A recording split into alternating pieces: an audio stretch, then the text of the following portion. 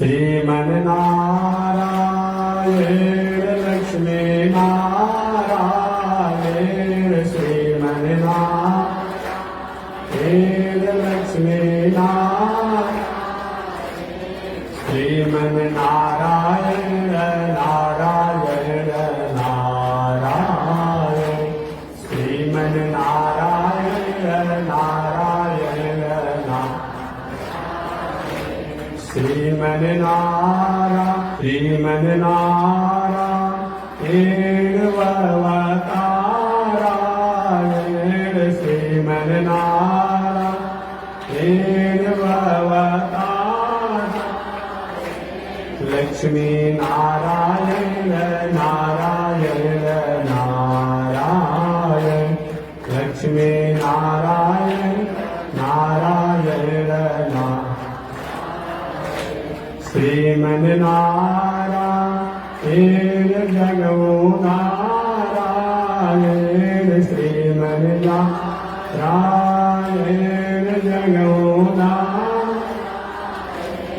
लक्ष्मी नारायण नारायण नारायण लक्ष्मी नारायण नारायण नारायण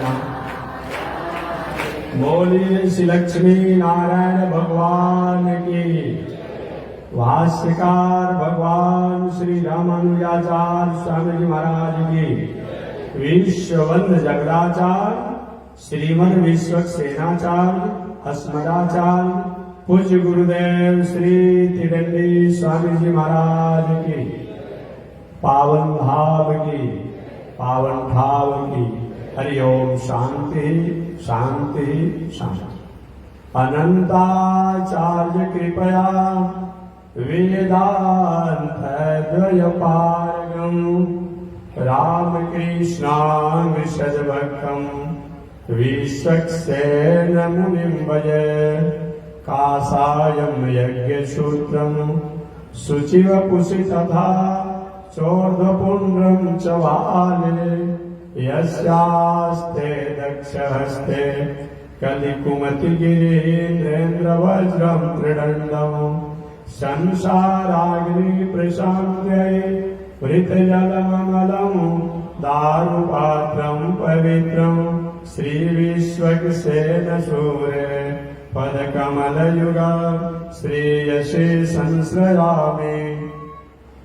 लक्ष्मीनाथ समारम्भा नाथयामुनमध्यमा अस्मदाचार्यपर्यन्ता वन्दे गुरो परम्परा। नारायणाय विद्महे वासुदेवाय धीमहि तन्नो विष्णु प्रचोदयात्।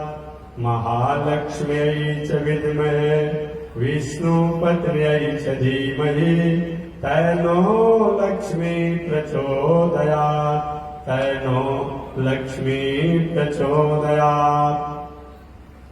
परमाराध्य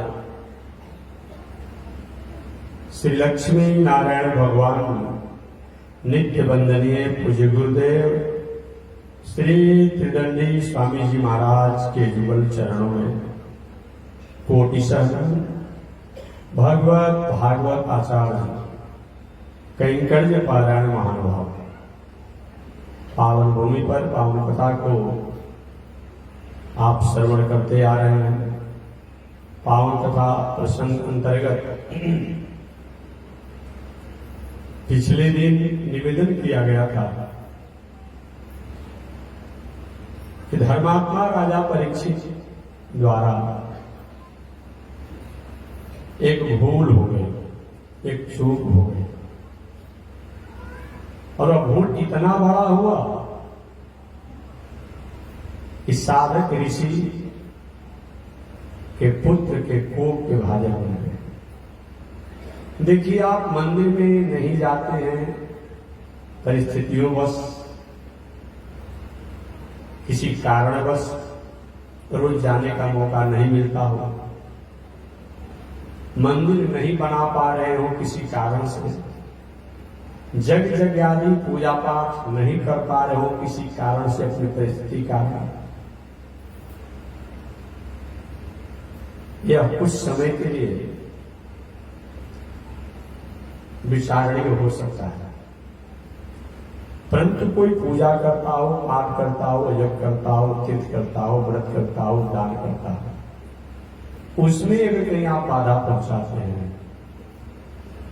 इसका बहुत बड़ा भुगतान और दंड भोगना पड़ता है। अन्न क्षेत्रे कृतम पापम तीर्थ क्षेत्रे विनश्यति, तीर्थ क्षेत्रे कृतम पापम वज्र लेपो भवति। हमारे आपके द्वारा अन्यत्र कहीं चूक हो गया हो, कोई भूल हो गया हो, कोई गलती हो गई हो, तीर्थ क्षेत्र संत महात्मा के यहां जाने से मंगल होता है। आप तीर्थ क्षेत्र में जाकर के संत महात्माओं की सन्निधि में जाकर के और वहां कहीं किसी प्रकार हमारे द्वारा उपद्रव हो जाता है, उसका एकमात्र दंड ही भोगना उपाय है और कुछ नहीं। राजा परीक्षित ऋषि के आश्रम पर गए, नहीं जल पाने की व्यवस्था थी, लौट जाना चाहता था, लेकिन जो मर्यादा विहीन होकर के संतों को जो अपमान किए, ये बहुत बड़ा उनके लिए प्रणाम होना पड़ा। संत ऋषि के पुत्र के शाप के कारण मन में उदासी है, लेकिन धन्य है राजा परीक्षित, गलती तो हुई, उस गलती का प्रायश्चित तो तत्काल उन्होंने से खा लिया और प्रायश्चित स्वरूप में राजपाट, विवाह, पत्नी, बाल, बच्चे सबसे अपने स्नेह और ममता और मोह को समेट करके अपने पुत्र को गद्दी पर बैठा करके, सिंहासन पर बैठा करके, राजा बना करके,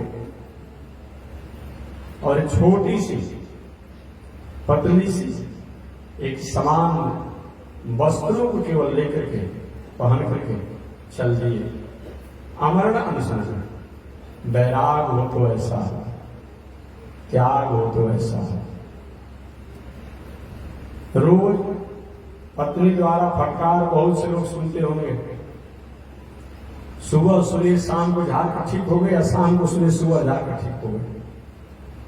रोज घर में होता होगा, इतना विवाद होता होगा, दिखने वाला भी तरस जाता होगा, क्या कर रहे हैं। लेकिन अगला दिन देखिए दोनों झाड़ झूम कर ठीक ठाक हो गए। एक बार तुलसीदास जी की पत्नी से विवाद तो नहीं हुआ, संवाद हुआ। विवाद नहीं हुआ, संवाद हुआ। तुलसीदास जी थोड़ी सी अपने परिवार और पत्नी के प्रति उनका स्नेह जो था, अपनी एक सीमा से आगे पार कर गया था। आप कथा जानते हुए बताना नहीं है। तुलसीदास जी की पत्नी अपने पिता के यहाँ, अपने भाई के यहाँ गए थे। अचानक इनको रात्रि में याद आया, बरसात का समय था, करी पत्नी अपने ससुराल में अपने पिता के यहाँ है और मैं यहाँ अकेले आ रहूंगा, ऐसा नहीं चलेगा। और उसी रात्रि में तुलसीदास जी ने आओ देखे न ताव देखे, चल दिए। आए तो नदी पड़ता था, नदी में उफान था। सावन भादों में नदी की अपनी एक मर्यादा ही होती है, उफान पर थे। इतने में पत्नी की भावना में ओत-प्रोत हो गए थे मानसकार। तुलसीदास जी एक लाश बहते हुए जा रहा था, रात्रि का समय था।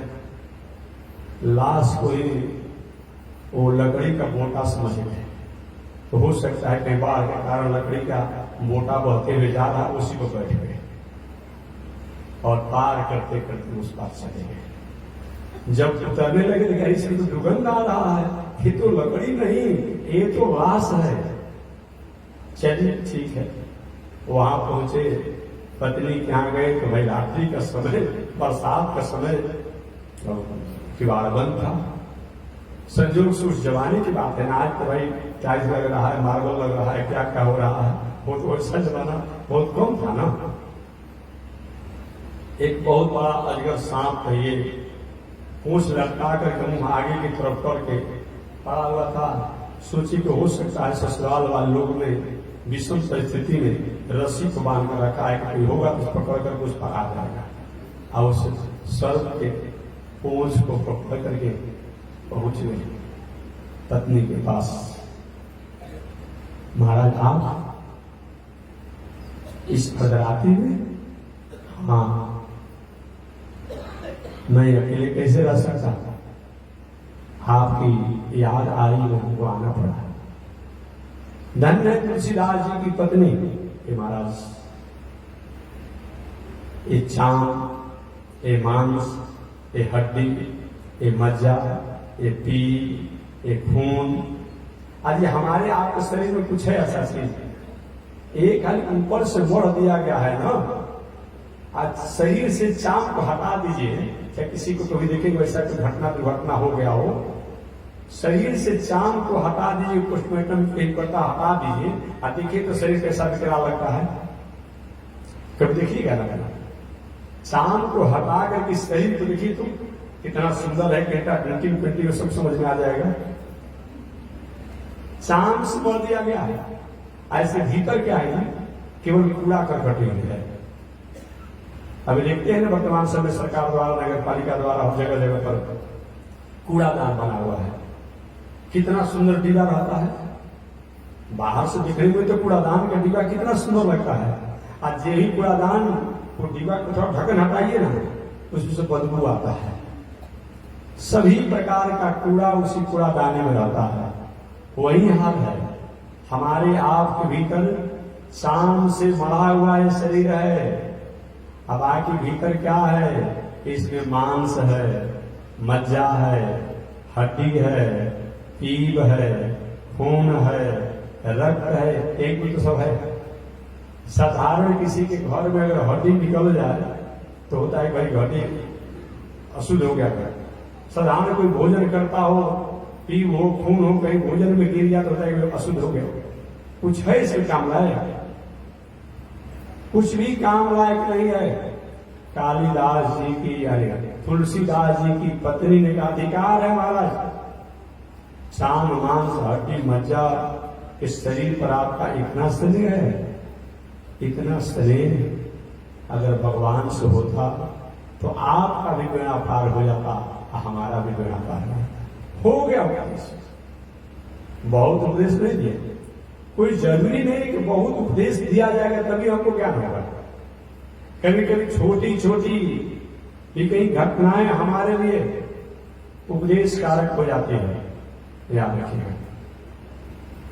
तुलसीदास जी वहां से चल दिए, यार तुलसीदास जी बनेंगे। इसीलिए मैं कहता हूं हमेशा कि हमारी माताओं का जितना योगदान राष्ट्र के निर्माण में है, जितना बड़ा योगदान है, इसको भूला नहीं जा सकता।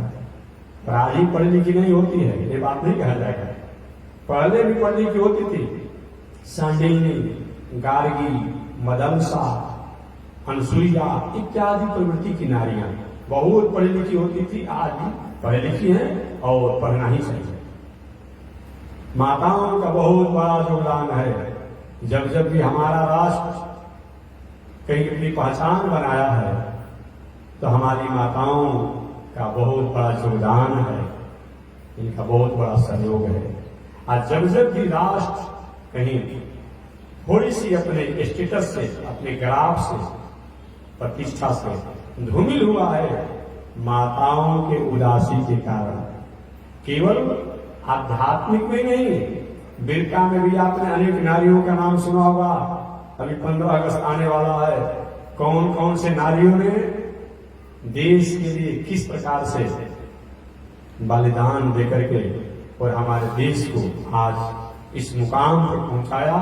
आप 15 अगस्त के अवसर पर आप सुनेंगे बहुत सी नारियां, तो केवल प्राचीन काल में, आज भी नारियों द्वारा। अभी हमको कुछ दिन पहले सुनाए थे लोग कि महिला वहां भी गई, भी सूरज पर की कहां भी गई थी, बहुत अच्छी बात है। पुरुष तो गए ही थे, तो कितनी बड़ी बात है। तो जितना पुरुष का योगदान है उससे कम माताओं का योगदान नहीं है। इसीलिए हमेशा कभी लोग कहते महात्मा जी आप माताओं की बहुत बड़ी प्रशंसा नहीं करते हैं। मैं इसीलिए कहता हूं कि आज त्रिगर्णी स्वामी हो तो, जीएल स्वामी हो तो, रामानुज स्वामी हो तो, अपना बड़े हमारे वैष्णव परंपरा के तुलसीदास जी हो तो, इस सब में इन माताओं का कृपा है। नहीं होती तो कहां से कोई साधु बनता है? इन्हीं लोगों ने कृपा सब लोग जन्म लिए हैं, इनकी बहुत बड़ी कृपा है। अरे और बात छोड़िए ना जी, वैष्णव आचार्य हमारे श्री रामानुजाचार्य का नाम आपने सुना होगा, जो रामानुज स्वामी जी का उत्सव महोत्सव 2017 में आरा में मनाया गया था। रामानुजाचार्य स्वामी महाराज तो आज रामानुजाचार्य स्वामी जी की पहचान किसी ने कराया तो उनकी पत्नी ने कराया। ठीक है, कुछ उलझन भरी उलाहना भरी ही व्यवहार था। रामानुजाचार्य स्वामी जी की पत्नी का उलाहना भरी ही व्यवहार था। रक्षंबा नाम था। हुआ क्या कि अब कोई संत महात्मा रामानुजाचार्य स्वामी जी महाराज के यहाँ आ गए तो अपने शिष्यों से कहे भाई ले जाकर इनको भोजन करा दीजिए। पहले के जमाने में नहीं होता था। अब जब शिष्य लोग लेकर के रामानुजाचार्य स्वामी जी के गए कि आचार्य रामानुजाचार्य की आगे आई कि इनको भोजन प्रसाद करा दिया जाए, रक्षंबा ने कहा कि भोजन की कोई व्यवस्था भी नहीं है, व्यवस्था नहीं है। आकर के शिष्य ने कहा कैसा ऐसा? माता जी ने कहा, मन में थोड़ी सी उदासी है, बताओ संत यहाँ पे एक तो भूखे कहाँ से चलते आ रहे हैं, कौन पूछेगा? अच्छा ये बताइए, हम साधु महात्मा को कोई अलग से कोई व्यवस्था घर द्वार है कि कहीं कोई भोजन देता है, कोई दूध दिया, कोई दही दिया, कोई माखन दिया, कोई मिश्री दिया, तभी तो हम लोग खाते पीते हैं, अलग से थोड़ी कोई व्यवस्था है। रामानुजाचार्य स्वामी जी उदास है। अब उन्हें परीक्षा लेना चाहे कि सही में मेरी पत्नी के पास व्यवस्था नहीं था या संत के प्रति उसकी आदत नहीं थी। रामानुजाचार्य स्वामी जी ने एक दूसरे अतिथि को अपनी पत्नी के गांव का कि आपके भाई हैं पड़ोसी के, और पुनः मिला कि इनको सेवा सत्कार कर पानी पिलाई खिलाने की व्यवस्था की और तत्काल उसी समय जो बनाना खिलाना, ये माताओं का एक स्वभाव होता है। इनके गांव का एक बात मैं कहता हूं हमेशा, ये भले मरने की अवस्था में आ जाते हैं, मरने की अवस्था में आ जाए, बूढ़ी हो जाए, अपना बाप के यहाँ इनको रहने का, खाने का, सुतने का भले बहुत अच्छी व्यवस्था नहीं हो, लेकिन अपने भाई का, अपने पिता का, अपने बाप का शिकायत नहीं सुनती है। इनका स्नेह बहुत बना रहता है, मरते दम पे बना रहता है, आज भी बने रहता है, स्नेह बना रहता है। आप पति के यहाँ कितना भी रहती है, ससुर भसुर के यहाँ, तो थोड़ी सी उसमें किंतु परंतु लेकिन इनका रहता है। और क्या कि रामानुजाचार्य स्वामी जी की पत्नी ने बहुत पकवान बनाकर, अरे मेरे गांव के आए, मेरे भाई लगेंगे, और उनको बहुत पकवान खिलाए। रामानुजाचार्य स्वामी जी ने बताइए, संत महात्माओं को व्यवस्था नहीं है, ऐसे इसी तरह से गांव को कह करके भेज दिए, ना सत्कार किया, क्या मतलब होता है? ये दुनिया स्वार्थी है। और रामानुजाचार्य स्वामी जी ने एक चिट्ठी लिख करके एक अपने लोगों द्वारा भिजवा दिया अपने पत्नी के पास कि तुम्हारे पिता के यहाँ महोत्सव उत्सव है, बहुत जरूरी है, तुमको जाना। और उधर देवी अपने पिता के यहाँ गई और रामानुजाचार्य स्वामी जी महाराज फल छोड़कर साधु बन गए, साधु बन गए। तो भले ही उलझन भरी व्यवहार क्यों न हो रामानुजाचार्य स्वामी जी की पत्नी का, लेकिन काश अगर वो ऐसा नहीं की होती तो रामानुजाचार्य स्वामी जी पूरे विश्व में कौन जानता, एक सीमित हिसाब में हो जाती ना। अरे कितना भी गृहस्थ आश्रम में रहने वाला कोई व्यक्ति हो, पंडित हो, विद्वान हो, ज्ञानी हो, साधक हो, कुछ गिने चुने लोग जानते हैं, लेकिन संत आज रामानुजाचार्य श्री वैष्णव परंपरा में केवल भारतवर्ष की बात नहीं करता हूं, विश्व में जो वैष्णवता है, भक्ति है, वो भक्ति और वैष्णवता के अगर कोई आचार्य है वो रामानुजाचार्य है। आज लोग कहते हैं कि समाज सुधार की बात करता है लोग, छुआछूत के बात करता है लोग, थोड़ा भी विचार करना चाहिए आज से 1000 वर्ष पहले कितना भेदभाव होगा दुनिया में, समाज में, गांव में।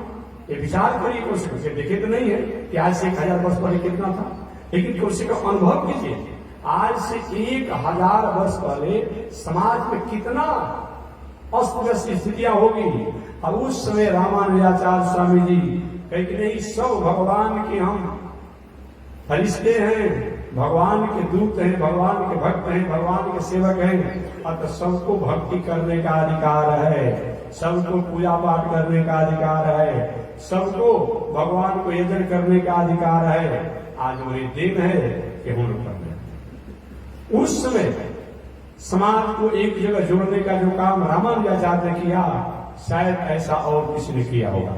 बाद में होना चाह जाए उसी पैटर्न को थोड़ा और आगे किए, लेकिन आज से 1000 वर्ष पहले रामानुजाचार्य स्वामी जी इस संसार में।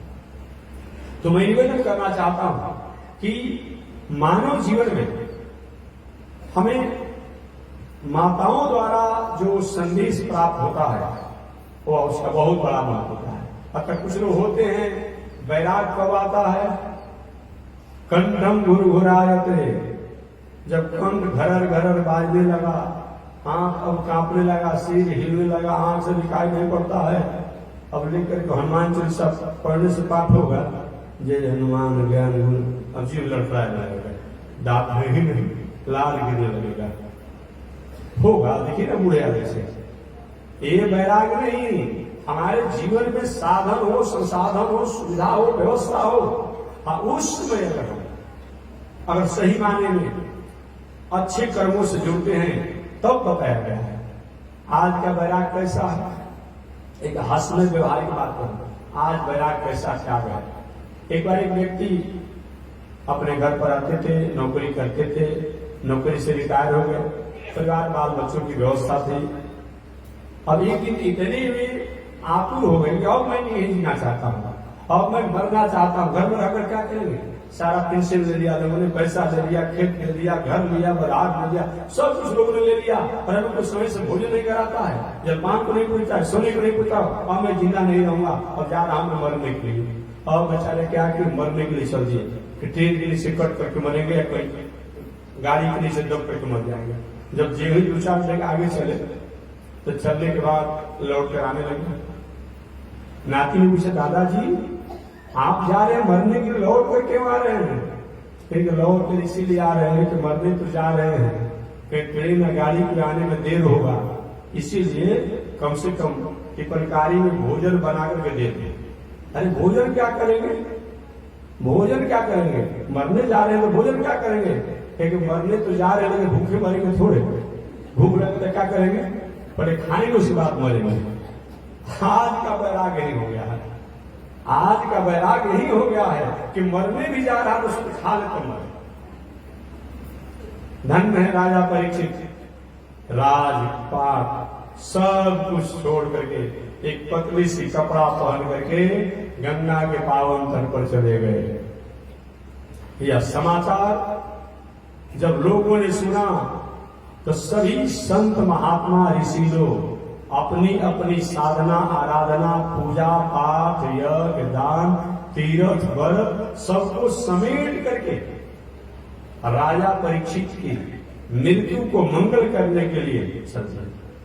अरे धर्मात्मा राजा परीक्षित, इनका मृत्यु हम लोग मंगल करेंगे। अब कौन कौन लोग आए, कल मैंने बताया था कि उस गंगा के पावन तट पर शुक्ल क्षेत्र में अत्रि ऋषि, अब समझिए कहाँ रहने वाले अत्रि ऋषि हैं, अत्रि ऋषि, वशिष्ठ ऋषि, शैवन ऋषि, शरद्वान, भृगु ऋषि, अंगिरा ऋषि, पराशर ऋषि, विश्वामित्र, भारद्वाज, गौतम ऋषि, व्यास जी, नारद जी इत्यादि हजारों हजारों की संख्या में संत महात्मा लोग वहां पर पहुंच गए। और सभी संत लोग यही आपस में सलाह करते कैसे मंगल किया जाए राजा परीक्षित की मृत्यु को। राजा परीक्षित ने सभी संतों को सत्कार किया, आदर किया, सम्मान किया। आदर सत्कार सम्मान करने के बाद राजा परीक्षित ने कहा, ईश्वर मैं आप लोग से जानना चाहता हूं कि ऋषि कुमार ने हमें साथ दिया कि वरदान दिया। सबने कहा कि सांप दिया है। अरे कैसे मारा सांप मान ले हम लोग। इस सांप का फल है कि हजारों हजारों संत का एक साथ दर्शन हो रहा है। एक संत को बुलाने में कितना व्यवस्था करना पड़ता है, हजारों संत लोग बिना बुलाए दर्शन दे रहे हैं। इस सांप हम माने कि आशीर्वाद माने? हम तो आशीर्वाद मानते हैं कि अगर सांप नहीं हुआ होता तो आप जैसे संतों का दर्शन नहीं होता। हम यही जानना चाहते हैं। परीक्षित जी ने कहा कि जो व्यक्ति मरने की तैयारी नहीं किया है, मरना निश्चित है। जो व्यक्ति मरने की तैयारी नहीं किया है, मरना निश्चित है। ऐसे व्यक्ति को क्या करना चाहिए? या जो व्यक्ति किसी रोग के कारण, किसी शोक के कारण, आयु के कारण, किसी संकट के कारण अचानक कहीं स्नान करने गया और किसी जलाशय में डूबने लगा, जीने की या बचने की उम्मीद नहीं है। कहीं कोई घटना ऐसा हुआ उसमें बचने की संभावना नहीं है, तैयारी कुछ किया नहीं तो तैयारी के नाम पर कुछ नहीं। तो जो व्यक्ति मरने की तैयारी नहीं किया हो, जिंदगी भर बाल बच्चा परिवार पत्नी के साथ जीवन जिया हो, अचानक कोई बहुत बड़ा सदमा घटना हो जाए और मरना सुनिश्चित है, वो व्यक्ति को क्या करना चाहिए?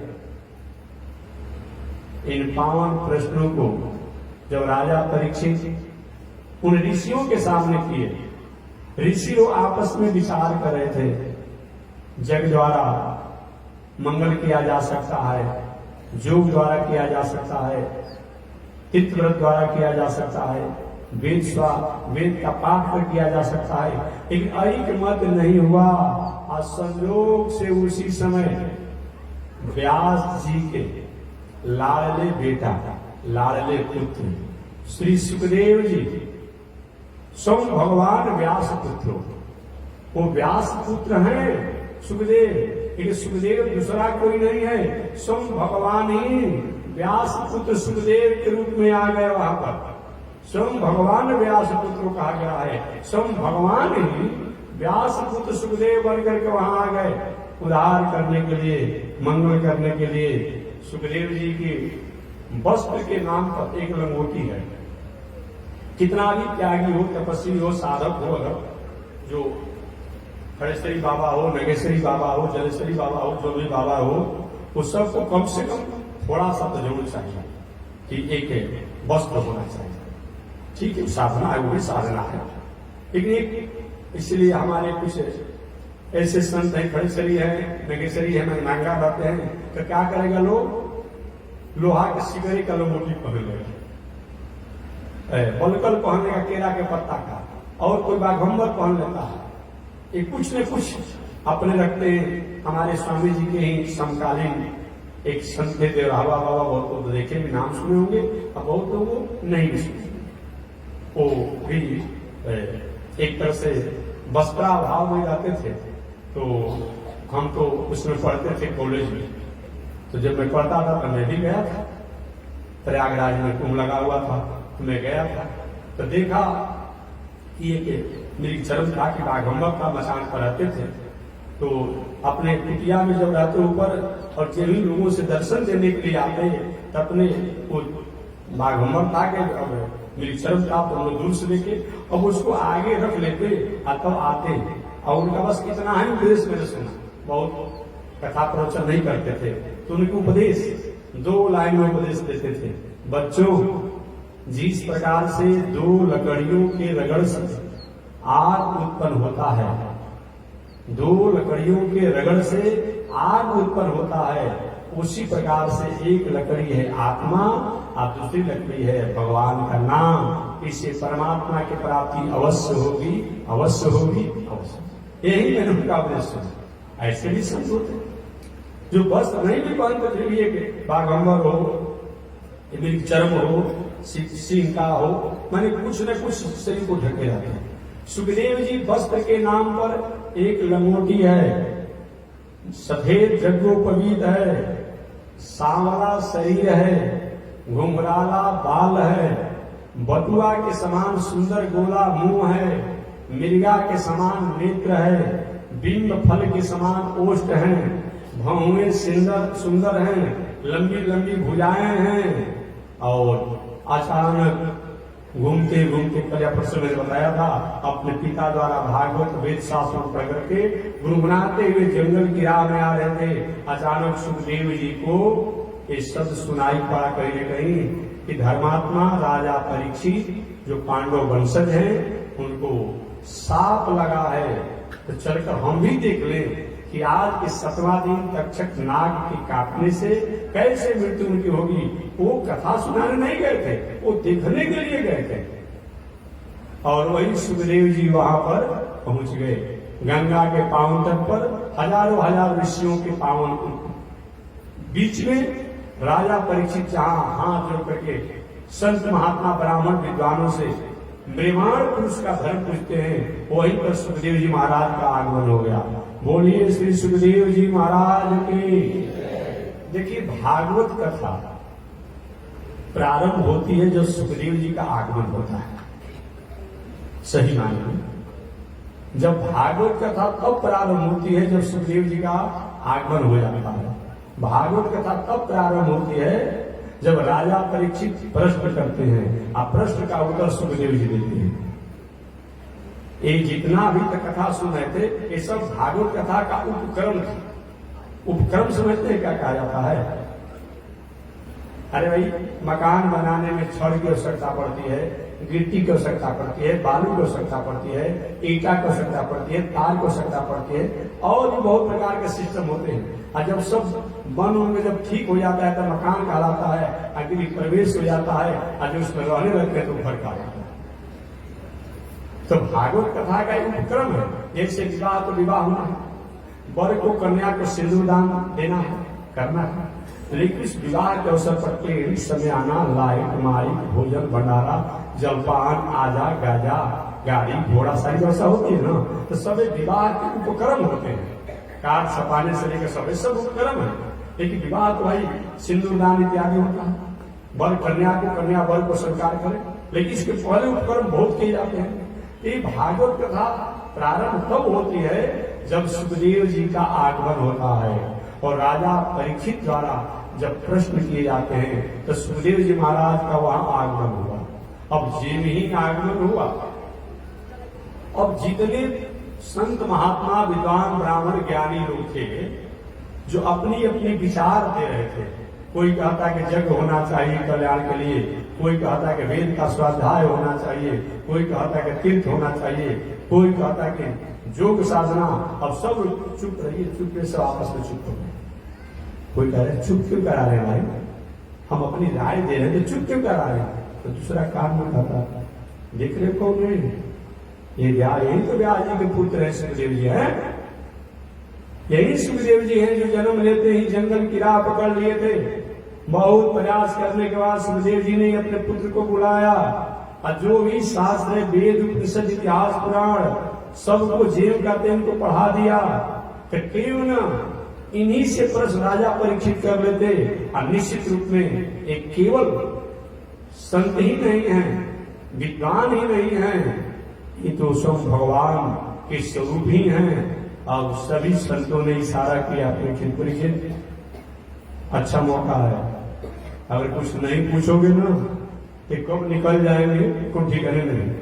क्योंकि उनकी दिनचर्या है कि कहीं भी जाते हैं तो गाय को दोहने में जितना समय लगता है, गाय को दोहन करने में जितना समय लगता है उतने समय ये रुकते हैं।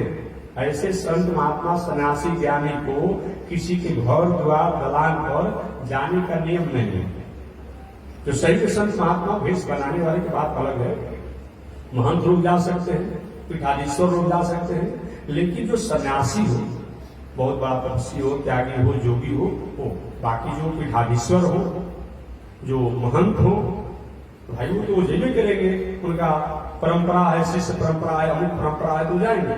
जो महंत कहलाते हैं, पीठाधीश्वर कहलाते हैं। बाकी जो सन्यासी इत्यादि जो हो, उनको गृहस्थ क्या नहीं जाने को बताया गया, उनके घरे द्वार पर नहीं जाने को, परंतु वो भी अगर जाना चाहते हैं तो जा सकते हैं। कितने देर तक? जितने देर तक गाय को दोहने में समय लगता है। काहे के लिए जाएंगे? चंदा मांगने के लिए नहीं, चंदा मांगने नहीं जाएंगे। भिक्षा के लिए जाएंगे। क्या चीज? भिक्षा समझते हैं ना, अपनी भाषा में भोजन करते हैं। भिक्षा के लिए जाएंगे। सन्यासी रूपी, त्यागी रूपी, जोगी रूपी, रोगी, सन्यासी, त्यागी रूपी रोगी, गृहस्थ रूपी वैद्य के यहां भोजन रूपी दवाई को लेने के लिए और क्षुधा रूपी रोग को शांत करने के लिए जा सकते हैं। सन्यासी जो है रोगी है, जोगी जो है रोगी है, उनकी क्षुधा भूख जो है वो रोग है, और गृहस्थ जो है वो वैद्य है, और उनके द्वारा जो अन्न मिलता है भोजन वो दवा है। इसके लिए गृहस्थ के द्वार पर सन्यासी भी जा सकते हैं। कि कुछ दिन पहले बहुत बड़ा विवाद फैला था समाज में, कोई संत महात्मा कहीं कहीं चले गए होंगे। तो देखिए जो बताया गया है वो शास्त्र की बात है कि ऐसे सन्यासी त्यागी को किसी गृहस्थ के द्वार पर न रहने का न वहां जाने का बताया गया है। लेकिन भिक्षा के लिए वो जा सकते हैं। कितनी देर रुकेंगे? गाय को दुहने में जितना समय लगता हो, तो गाय को दुहने में, देसी गाय को दुहने में कितना समय लगता है? 2 मिनट से 5 मिनट के बीच। कम समय में अगर दुहा जाएगा तो कम से कम 2 मिनट, और अधिक से अधिक समय होगा तो 5 मिनट। देसी गाय की मैं बात करता हूं। तो जितना गाय को दोहन में समय लगता है उतने देर तक सन्यासी को गृहस्थ के द्वार पर जा सकता है भिक्षा मांगने के लिए। ऋषियों ने इशारा किया, परीक्षित मौका अच्छा है, एक याद रखो, ये उतने ही देर तक रुकेंगे जितना कि गाय को दोहन करने में समय लगता है। तो केवल तुम अपना प्रश्न करो कि जब तक तुम्हारे प्रश्नों का जवाब नहीं देंगे तब तक यही नहीं करेंगे। राजा परीक्षित जो प्रश्न उन संत महात्माओं से किए थे, उन ऋषियों से किए थे, उन विद्वानों से किए थे, वही प्रश्न पुनः सुखदेव जी महाराज से किए। ईश्वर पहले तो औपचारिक रूप में, संक्षिप्त रूप में सुखदेव जी को प्रेम से बैठाया। तद विधि प्रणिपातेन परिप्रश्नेन सेवया। कोई भी संत महात्मा अतिथि आवे तो सबसे पहले प्रेम से आसन लेकर बैठाइए, प्रेम से अभिवादन कीजिए। अभिवादन करने के बाद उनको जल दीजिए, भोजन दीजिए, करना चाहिए। ये शिष्टाचार है। अगर ऐसा नहीं होता है तो अतिथि जस भगनासु, अगर अतिथि जिस द्वार से घर से लौट करके चला जाता है तो उस घर का जो सुकृत होता है, जस होता है, वो उसके साथ जाता है, और उसके द्वारा अपजस जो होता है वह छोड़ जाता है। लेकिन अतिथि भी अतिथि जैसा हो, वो अतिथि नहीं होगी जब जान गया कि रोज सुबह शाम 5 बजे से 6 बजे चाय लगा को सकता है तो समय से पहुंच जाएगा। नहीं, वो अतिथि नहीं होगा, वो अतिथि नहीं होगा जिसकी तिथि निश्चित नहीं है, अचानक कभी आ गया, वो अतिथि नहीं। तो सुखदेव जी महाराज से राजा परीक्षित ने कहा, ऋषिवर मरने की तैयारी जो नहीं किया हो और मरना निश्चित हो, जिसकी आयु मात्र 7 ही दिन की हो, 7 दिन के बाद मर जाना हो, ऐसे व्यक्ति को क्या करना चाहिए? सुखदेव जी ने कहा, परीक्षित ये बताओ क्या 7 दिन से अधिक कोई समय होता है क्या?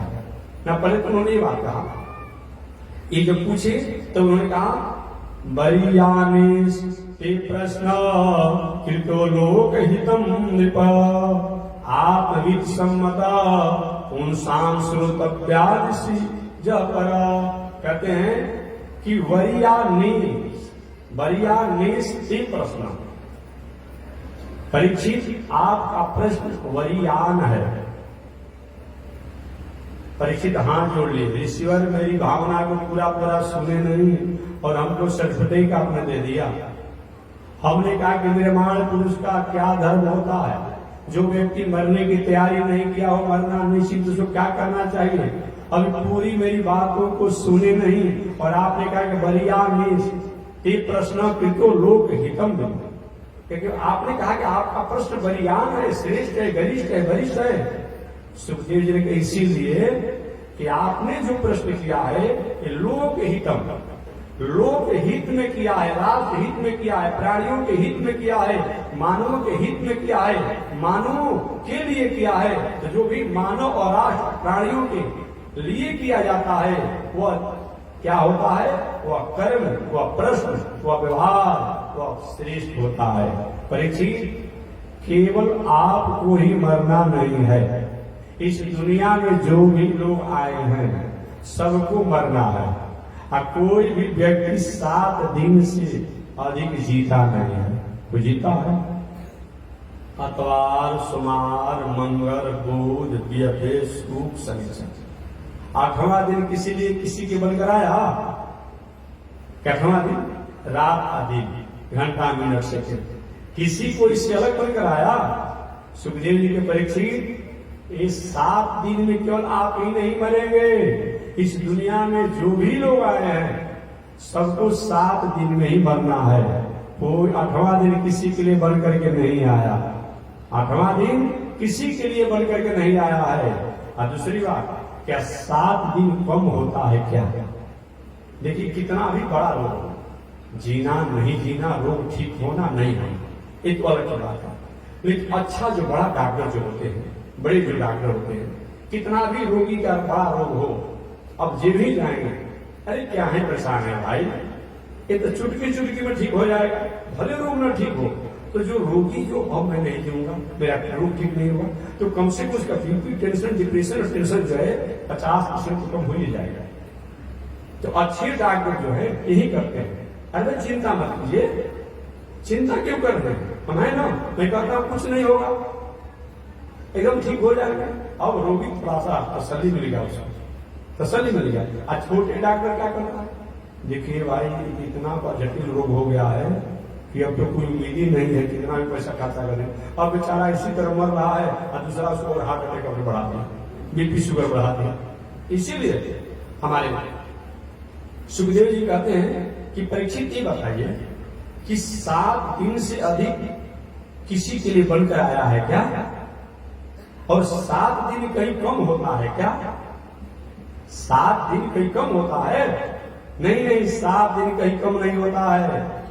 और सुखदेव जी ने आख्यान दिया कि राजा खट्वांग, आप 7 दिन की बात कहते हैं, एक मुहूर्त में उन्होंने अपना मृत्यु को मंगल कर लिया। आपके पास तो 7 दिन है। थोड़ा सा ताजगी आ गई। राजा परीक्षित जब से अपने राज से चले थे, टेंशन ही था, डिप्रेशन था, बीपी शुगर सब हो गया होगा कि बताइए ऐसा। अब 7 दिन के बाद जीना नहीं। सुखदेव जी ने कहा कि 7 दिन तो बहुत होता है समय। अपना कल्याण करने वाला व्यक्ति चाहे तो एक मुहूर्त में भी अपना कल्याण कर सकता है। अब ऐसे एक मुहूर्त में कल्याण करने वाले राजा खट्वांग महाराज, वो राजा खट्वांग कैसे एक मुहूर्त में अपना कल्याण कर लिए, तो पूरा कथा आप जान लीजिए। खट्वांग राजा का नाम सुनोगे कि राजा जब कभी कभी हम कथा सुनाते थे तो 14 को भगवान के भक्तों का नाम हम सुनाते थे। पहले कहीं कहीं प्रसंग आता था तो उसमें राजा खट्वांग का भी नाम आता है। सुबह सुबह जगने के बाद 14 को भगवान के भक्तों के नामों को उच्चारण करना चाहिए। जैसे हर थाना में, हर जिला में, जिला के और थाना के अपराधी का नाम रिकॉर्ड रहता है। जब कोई नया अधिकारी आता है तो उसको तो बता दिया जाता है या फिर उसको लिस्ट दिखा दिया जाता है कि जो है यहाँ के लिस्ट वाले व्यक्ति हैं, चाहे वो अपराधी रूप में हो तो सज्जन रूप हो। तो उसी प्रकार से भगवान के भक्तों में 14 भक्तों के नामों को सुबह सुबह लेने पर जैसे जप करने से पूर्ण होता है, तीर्थ करने से पूर्ण होता है और तपस्या करने से पूर्ण होता है, दान करने से पूर्ण होता है, उसी प्रकार 14 को भगवान के भक्तों को रोज सुबह सुबह नाम लेने से भी पूर्ण होता है। वो 14 भक्त कौन कौन है? आप लोग अंगुली में गिन लीजिए, तो प्रसंग तो नहीं है लेकिन गिन लीजिए। और हमारा 81 पत्रिका जिसमें हमको छपा दिया। प्रहलाद, नारद, पराशर, पुंडरीका, व्यासंबरीश, सुख, शौनक, भीष्म, दाल्या, रुक्मांगदार्जुन, वशिष्ठ, विभीषण आदि पुण्यामिमां परम भागवतां स्मरामि। यही 14 लोग भक्त हैं। कौन कौन? प्रहलाद, 1 नंबर में प्रहलाद जी का नाम आता है। प्रहलाद, नारद, 2 नंबर में गुरु जी का नाम आता है। गुड़ गुड़े रगलन चेला चीनी हो गया, कहते हैं आप लोग। और प्रहलाद जी चेला है नारद जी के, 1 नंबर में हो गए, और गुरु जी 2 नंबर में हो गए। इसका कारण क्या है? नारद जी बहुत अच्छे विद्यार्थी हैं, बहुत ओवर ब्रिलियंट है, ब्रिलियंट नहीं है, ओवर ब्रिलियंट है। लेकिन नारद जी विद्यार्थी अच्छे हैं, परंतु करते क्या है, जब परीक्षा देने जाते हैं नारद जी, तो परीक्षा भवन में एग्जामिनर से झगड़ा कर देते हैं, और झगड़ा करके अपना कॉपी अपने से फाड़ देते हैं। नंबर मिलेगा? अरे भाई, कोई परीक्षा देने गया हो, अब परीक्षक से झगड़ा करके अपना कॉपी फाड़ दे, वो तो परीक्षक दयालु होता है कि कॉपी फटे हुए पर झगड़ा करने पर भी वो फेल के जगह पर 2nd डिवीजन से पास कर दिया। यही हाल नारद जी का है। महात्मा जी, इसका मतलब क्या होता है? मतलब यही होता है कि नारद जी भगवान से, ठीक है, बहुत बड़ा ब्रह्मचारी है, जोगी है, तपस्वी है, इसमें भक्ति का आचार, कोई दिक्कत नहीं, लेकिन भगवान जी से क्या करते हैं? उलझ जाते हैं। आपने सुना होगा मोहिनी अवतार में, अब आप कामदेव पर विजय प्राप्त कर लिए, और कामदेव पर विजय प्राप्त कर लिए तो भगवान ने कहा कि चलो भैया, कामदेव पर विजय प्राप्त कर लिया तो कम से कम तुम्हारा सर्टिफिकेट बन जाए। और सर्टिफिकेट बनाने की जब बात आई तो शंकर जी के यहाँ गए। शंकर जी ने हमसे आपने कह दिया मैंने काम पर विजय प्राप्त कर लिया, लेकिन ब्रह्मा जी के हमारे स्वामी भगवान श्रीमन नारायण वहां का अहंकार व्यवहार कहे नहीं कहेंगे। ब्रह्मा जी ने वही बात कही, हमसे बेटा कह दिया लेकिन वहां नहीं खाना है। अब भगवानों के यहाँ गए तो भगवान से वही चर्चा कर दिए, प्रभु शंकर जी फेल, ब्रह्मा जी फेल, हम काम पर विजय प्राप्त करें। भगवान ने कहा आप जैसे संत को अगर काम पर विजय प्राप्त करें, कौन बड़ी बात है? कौन बड़ी बात है? जोगी है, तपस्वी है, साधक है, और दिनों भगवान को कहना पड़ता है कि जाइए भजन भक्ति में लागिए। अब ठीक है प्रभु छुड़ रहा है, भगवान ने तो काम विजय कैसे अहंकार हो गया। अब गए था जहां तक संक्षिप्त में सुनाना है, रास्ते में जा रहे थे, भगवान ने सोचा कि भाई यही मेरा भक्त है, यही कहीं काम विजय का अहंकार में भटक मत जाए, इसको अहंकार और काम विजय का अहंकार को दूर करना होगा। वही बद्रिकाश्रम से नीचे आए थे तो श्रीनगर नहीं, कश्मीर वाला, जो बद्रिकाश्रम से आने पर एक श्रीनगर था, भगवान ने विश्व मोहिनी बन गए और वहां स्वयंवर किया गया। अब नारद जी उस रास्ते से जा रहे थे, कहा हम भी स्वयंवर में उम्मीदवारी हासिल कर गए, वहां काम विजय की प्रतिभा सुनाए और यहाँ पर विवाह करने के लिए परिक्रमा में आ गया। और सिल्ली राजा ने स्वयंवर का आयोजन किया। अब नारद जी सोचे कि तपस्या करते करते शरीर थोड़ी कमजोर हो गई, झुर्रियां पड़ गई है, सांवला स्टेज हो गया है, तो क्यों तो सुंदर रूप ले लिया जाए। अब भगवान के पास चले गए। अब भगवान के पास जब गए तो प्रभु आज तक आपने हमको कुछ दिया है क्या? तो बिल्कुल नहीं दिया। तो आज मैं जो मांगूंगा आप कुछ देंगे क्या? नहीं देंगे। तो अगर आप दे देंगे तो पहले जो भी हमने तपस्या किया है उसको मैं माफ दूंगा, अभी अगर दे देंगे तो इसके बदला में इतना तपस्या करूंगा, इतना तपस्या करूंगा कि तपस्या के ढेर लगा दूंगा। क्या चाहिए नारद? अपना रूप उधारी दे दीजिए 5 मिनट के लिए। अच्छा क्या करेंगे? मोहिनी से विवाह करना है। ये भी नारद जी ने कहा कि जे विधि हो ही नाथ हित मोरा, हे नाथ मैं मोहिनी से विवाह करने के लिए रूप तो मांग रहा हूं, जे विधि हो ही नाथ हित मोरा पेगी, वो तत्काल वही काम कीजिए। तो भगवान ने भी कहा कि जे विधि हो ही नारद हित तोरा, नारद जिसमें आपका हित होगा बेगी वही मैं भी करूंगा। भगवान ने कहा कौन सा रूप चाहिए? कौन सुंदर आपका रूप है? भगवान का सबसे सुंदर रूप हमारा हरि का है। हरि का दो अर्थ होता है, हरि हरति पाप आगे, जो अज्ञान को दूर करे, कष्ट को दूर करे, वो हरि कहते हैं। और दूसरा हरि माने काला बांदर भी होता है। तो भगवान ने क्या किया? बांदर का रूप दे दिया। अब नारद जी गए, कथा आप जानते होंगे, और गए और स्वयंवर में सबसे पहले बैठ गए। विश्व मोहिनी ने कहा कहां से जतरा बिगाड़ने के लिए आ गया, इसको कहीं बैठने का जगह नहीं था। और उनको देख करके भड़क गई विश्व मोहिनी, पीछे चली गई। नारी सोचे हो सकता है भाई बड़ा का है, उनको नहीं समझ पाई होगी और नहीं देखी होगी। अब जा करके बीच में बैठ गए, और बीच में जब बैठ गए मोहनी उनको उधर आई ही नहीं। शंकर जी के गण लोग बैठे थे दो, एक बाबा दर्पण के का कभी स्वभाव नहीं है क्या? दर्पण कभी नहीं देखते हैं, और दर्पण नहीं देखते तो जाकर पानी का अपना मुंह देखिए ना। इतना सुंदर कन्या से विवाह करना चाहते हैं। और नारद जी भी जल किनारा गए तो देखिए काला बानर का रूप दे दिया है, रोने लगे नारद जी वहीं पर। विष्णु ने वही सभा में बेइज्जती करा दिया। इतना दिन तपस्या करने का क्या फल होता है? आज किसी से उसको पारी पड़ा है, आज उसको मैं समझा दूंगा। तो खूब भगवान को जितना नहीं बोलना चाहिए बोल रहे हैं। संयोग से भगवान विष्णु मोहिनी को सोमवार से लेकर के जा रहे थे। महाराज जी प्रणाम, ये नहीं कहोगे थोड़ा से बात दीजिए। और तो नारद जी भड़क गए, अरे आज तो तुम कपटी नहीं हो, जन्म जन्मांतर के कपटी हो। दैत्यराज बलि ने सब कुछ तुमको दे दिया, फिर बंधन में डाल दिया। शूर्पणखा आई थी विवाह रचाने के लिए उस अवतार में, उसे नाक कान काट लिया। आज तुमको पला पड़ा है, मैं छोड़ूंगा नहीं। अभी तो मैं नमनेश्वर भरने जा रहा था, उम्मीदवार था। हमें नमनेश्वर को तुमने कैंसिल कर दिया, लेकिन तुम्हारी आई हुई पत्नी का हरण होगा। और जैसे हम रो रहे हैं तुम भी रोगे, हम ही बानर जाति के लोग तुम्हारी पत्नी का पता लगाएंगे।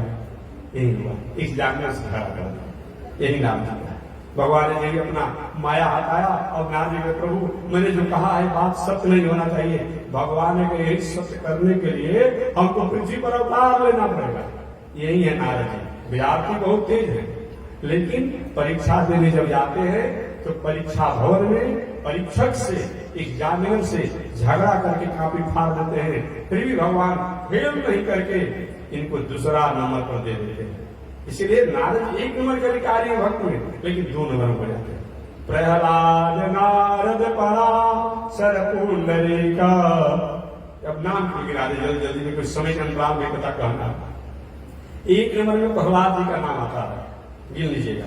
1 नंबर में प्रहलाद जी का नाम आता है, दूसरे नारद जी का नाम आता है, प्रहलाद नारद। पराशर तीसरे नंबर में पराशर ऋषि का नाम आता है। प्रहलाद नारद पराशर, प्रहलाद नारद पराशर, प्रहलाद नारद पराशर पुंडरीक। और चौथे नंबर में पुंडरीक जी का नाम आता है, प्रहलाद नारद पराशर पुंडरीक। ये पुंडरीक ऐसे है गृहस्थ, गृहस्थ में रहते हुए अपने माता पिता की सेवा कर रहे थे। पुंडरीक जी माता पिता की सेवा कर रहे थे, गृहस्थ आश्रम में थे। ये कोई जरूरी है कि दाढ़ी मुझ पढ़ाकर बाबा बन जाएंगे तभी कल्याण होगा। नहीं नहीं, आप धोती कुर्ता में रहिए, पैजामा कुर्ता में रहिए, फुल पैंट कुर्ता में रहिए। अब इस बात पर कुछ लोग महात्मा लोग विरोध करेंगे, दादा फुल पैंट का अनुमोदन काहे करते हैं? अरे भाई देश काल पात्र के अनुसार उसको तो अनुमोदन करना पड़ेगा ना। तो चाहे फुल पैंट कुर्ता में रहिए, पैजामा कुर्ता में रहिए, धोती कुर्ता में रहिए, स्त्री वेश में रहिए, बस हमारा उद्देश्य और लक्ष्य ठीक होना चाहिए। पुंडरीक जी अपनी माता पिता की सेवा कर रहे थे, और इनकी माता पिता की सेवा से प्रसन्न होकर के भगवान प्रकट हो गए। कई कि वरदान मांगिए पुंडरीक जी, मैं आपकी सेवा से प्रसन्न हूं कि आप माता पिता की सेवा करते हैं। पुंडरीक के कभी मेरे पास समय नहीं है मांगने का वरदान। एक ईंटा का टुकड़ा जो था फेंक दिए कि किसी पे खड़े रहिए, जब तक मैं माता पिता की सेवा पूजा नहीं कर लेता हूं तब तक मैं आपसे बात नहीं करूंगा। और भगवान तब तक मैं डांड पर हाथ धर के आप प्रतीक्षा करते रहे, और वो कुछ कहेंगे और कुछ कहेंगे, वही पुंडरीक ये है। ठीक है, भगवान की सेवा करने से भगवान प्रसन्न होते हैं, लेकिन माता पिता भाई बंधु जो हैं उनको भी सेवा करिए गृहस्थ आश्रम में, ये बताया गया है। तो धन्य है पुंडरीक जी, ये भगवान के भक्त में। प्रहलाद नारद पराशर पुंडरीक व्यास अम्बरीश सुखदेव सौनक भीष्माचार्य दालव रुक्मांगद अर्जुन विभीषण वशिष्ठ और विभीषण, यही 14 को भगवान के भक्त हैं। उसमें रुक्मांगद का भी नाम आता है, रुक्मांगद अर्जुन वशिष्ठ विभीषण आते हैं। राजा रुक्मांगद का नाम आता है। सुखदेव जी ने कहा परीक्षित 7 दिन कोई कम नहीं होता है। राजा रुक्मांगद जो है, राजा रुक्मांगद ना, राजा रुक्मांगद जो है एक मुहूर्त में न खटवान गलती, राजा खटवान जो है एक मुहूर्त में भगवान को प्रसन्न कर लिए। महाराज कैसे कर लिए ये बताइए। तो राजा खटवांग के बारे में कथा आती है कि राजा खटवांग बलशाली थे। एक बार देवताओं पर संकट पड़ा था तो राजा खटवांग ने देवताओं की सहायता किया था, तो देवता लोग विजय को प्राप्त किए थे। समय आने पर अपने राजकाज की व्यवस्था में लग रहे, अचानक देवता लोग प्रसन्न होकर के राजा खटवांग को आशीर्वाद देने के लिए आए। भाई आपने हमारा सहायता किया, मैं आपका आभार व्यक्त करता हूँ, धन्यवाद ज्ञापन करता हूँ और वरदान देना चाहता हूँ कि आपको जो मांगना है सो मांग लीजिए, आपने बहुत सहयोग किया है हम लोग को। राजा खटवांग कहे कि पहले बताइए कि मेरी आयु कितनी है, मेरी आयु कितनी है। देवताओं ने कहा कि एक मुहूर्त, एक मुहूर्त है। कि और दूसरा कुछ लेकर क्या करेंगे। तो महाराज अब एक मुहूर्त मेरी आयु है तो मुझे भक्ति का वरदान दीजिए और परमात्मा के चरणों में प्रेम दे दीजिए।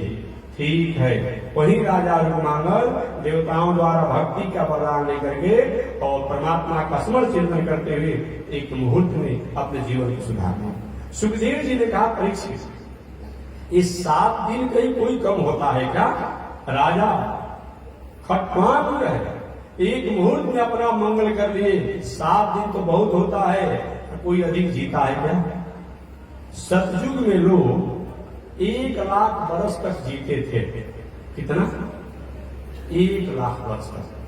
इसे तो बहुत लोग के संतान होते थे, अब तो उनको 100 वर्ष बहुत मुश्किल हो गया है। सतयुग में लोग 1 लाख वर्ष तक जीते थे। त्रेता युग में लोग 10,000 वर्ष तक कम से कम जीते थे। द्वापर युग में लोग 1000 वर्ष तक जीते थे और कलयुग में 100 वर्ष की आयु बताई गई थी। अभी जो जनरेशन है पहले वाला वो 100-125 वर्ष के अंतराल में रहेगा, लेकिन अब नया जनरेशन जो आ रहा है कि जो जन्म लेते ही कुरकुरा खाना शुरू कर देता है और गोलगप्पा खा रहा है तो बड़ा अब 100 वर्ष जिएगा। देख रहे हैं 5 किलो कहीं बाजार से सब्जी लेकर आ रहा है हाथ में तो जीभ निकाल कर सांस लंबा लंबा ले रहा है। दमे नहीं रह गया, शक्ति नहीं रह गया। क्या देखने में सुंदर प्लास्टिक के फोटो जैसा वो सुंदर रूप में, इसीलिए। लेकिन पहले के जमाने में 100 वर्ष जीना चाहिए। सतयुग में 1 लाख वर्ष लोग जीते थे, त्रेता युग में 10,000 वर्ष जीते थे, द्वापर युग में 1000 वर्ष जीते थे और कलयुग में 100 वर्ष आयु बताई गई है। सुखदेव जी ने ये बताओ, मान लीजिए 100 वर्ष की आयु सुखदेव जी के राजा 100 वर्ष की आयु, तो 100 वर्ष में 50 वर्ष तो सोने में चला जाता है। 100 वर्ष में 50 वर्ष सोने में, कुछ बेसी सोते हैं तो अलग है। बाकी कितना बचा? 50 वर्ष। 100 वर्ष में 50 वर्ष सोने में, आप 25 वर्ष चाइल्डहुड, बचपना, खाने कूदने खिलने पढ़ने लिखने। अब तो भाई 45 वर्ष पर 50 वर्ष पर लोग मैट्रिक का परीक्षा दे रहा है। वो बात अलग, लेकिन कम से कम 25 वर्ष तो शिक्षा के लिए बताया गया है। तो 50 वर्ष सोने में, अब 25 वर्ष पढ़ने लिखने और सब करने में, अब 25 वर्ष सारा भूल पावर, विवाह हो गया, पत्नी जी का सिट डाउन जी, स्टेट अप, खड़ा हो जाओ, पीछे हटो, पीछे हटो, आगे बढ़ो, आगे बढ़ो, भाई से अलग होना है, पिता को अलग करना है। अब सारा दुनिया का जितना टेंशन है, झंझट है, सब 25 वर्ष पे है, सब 25 वर्ष पे है। कहां कोई जीता है? एको दिन किसी के पास समय है शेष? क्या संसार में लागू नहीं है? 50 वर्ष सोने में, 25 वर्ष पढ़ने लिखने खाने कूदने में लग गया, बचपना में हो गया। अब 25 वर्ष में पत्नी परिवार, माता पिता, खेती बाड़ी, घर द्वार, दलान व्यापार, नौकरी इत्यादि करने में बीत गया। कहां किसी के पास एक दिन का समय है? एक दिन समय किसी के पास है? नहीं। चलिए दूसरा सुखदेव जी का दे परीक्षित की बात कि 50 वर्ष सोने में, 25 वर्ष में पढ़ने लिखने इत्यादि में हो जाता है, और 25 वर्षों में अब 75 वर्ष होने के बाद कंठम घुरघुराए थे, ये शरीर जीर्ण हो जाता है, वृद्धावस्था हो जाती है। हम चाह कभी कोई काम नहीं कर पाते हैं तो वृद्धावस्था में कोई काम होगा नहीं, हो पाएगा। एक दिन भी किसी के पास शेष समय अच्छा नहीं है। अतः जब भी अच्छा मौका मिले तो अच्छे कर्मों को करना चाहिए। तो जो व्यक्ति मरने की तैयारी नहीं किया है, मरना निश्चित है, तो उस व्यक्ति को चाहिए कि सबसे पहले दुनिया के झंझट से अपने दिल को, दिमाग को, मन को, बुद्धि को समेटे। शरीर से कोई समेटने से नहीं होगा, मन बुद्धि से समेटना है पहले, समेटे।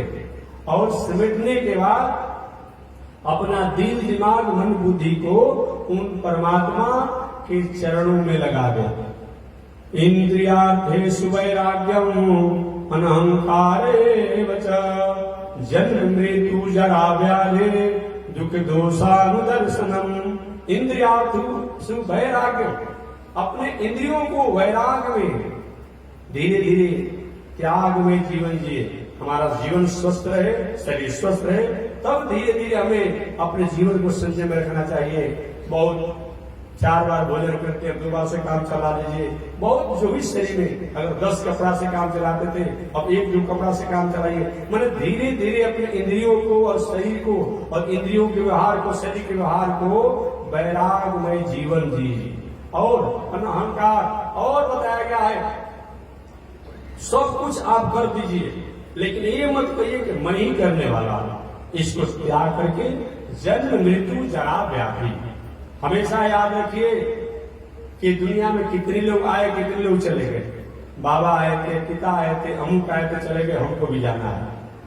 ये जन्म मृत्यु जरा व्याधि, ये जन्म मृत्यु दुख रोग, ये क्या है? ये हमेशा हमें कष्ट ही देने वाला है। इस पर जब हम विचार करते हैं, मृत्यु पर जब विचार करते हैं, तो धीरे धीरे हमारे मन में वैराग आ जाता है।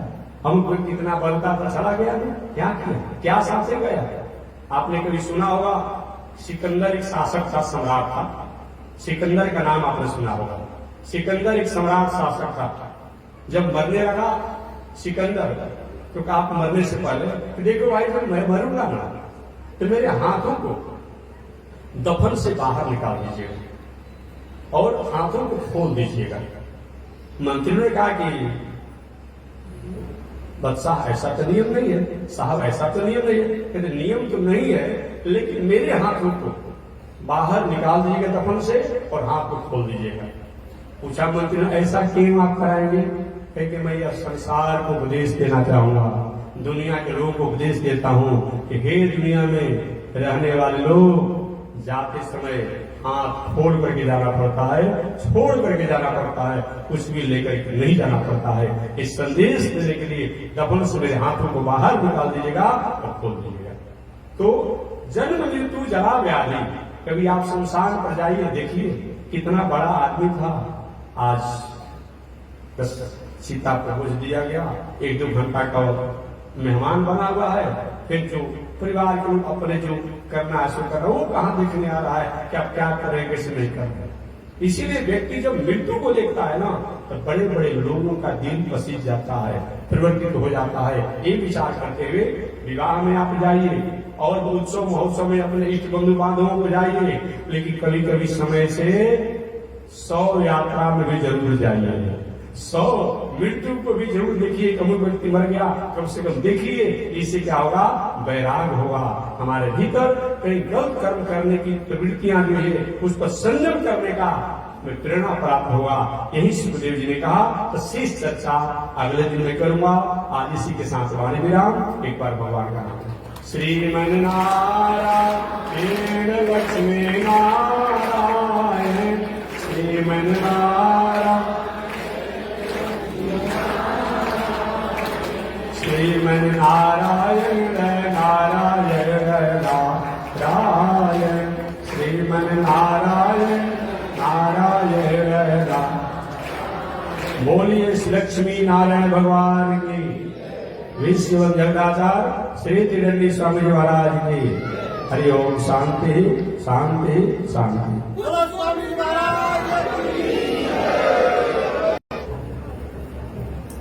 नारायण ओम चंद्रमा मनसो जातः चक्षो सूरजो अजायत श्रोत्राद्वायुष प्राण समुखा अग्निरजायत श्रीशते लक्ष्मी सुभद्रयामहोरात्रे पार्श्वे नक्षत्राणि रूपमस्मिनो व्यातम् विश्वे निगाढ मोमयि गाढ सर्वलोकं मयि गाढ कासायं यज्ञसूत्रम् शुचिवपुषितदा चोर्ध्वपुण्ड्रं च भारे यस्यास्ते दक्षहस्ते कलिकुमतिगिरीन्द्रेन्द्रवज्रं त्रिदण्डं संसाराग्नि प्रशान्ते वृतजलममलं दारुपात्रं पवित्रं श्रीविश्वक्सेन सूरे पदकमलयुगं श्रेयसे संश्रयामि अमर्यादः शूद्रस् चलमतिरसोया प्रसवो कृतघ्नो